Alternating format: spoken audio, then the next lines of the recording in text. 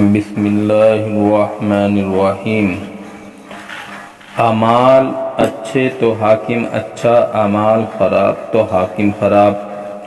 مشکات میں ابو نعیم کی روایت ہے کہ رسول اللہ صلی اللہ علیہ وسلم نے فرمایا کہ اللہ تعالیٰ فرماتا ہے کہ میں اللہ ہوں، میرے سوا کوئی معبود نہیں، میں سب بادشاہوں کا مالک اور بادشاہ ہوں،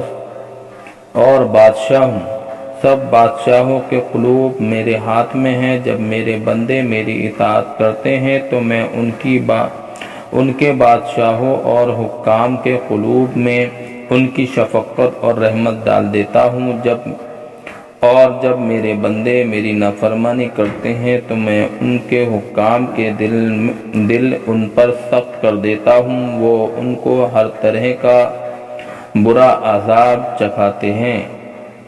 اس لیے حکام اور امراء کو برا کہنے میں اپنے اوقات ضائع نہ کرو، بلکہ اللہ تعالیٰ کی طرف رجوع اور اپنے عمل کی اصلاح کی فکر میں لگ جاؤ تاکہ تمہارے سب کاموں کو درست کر دوں۔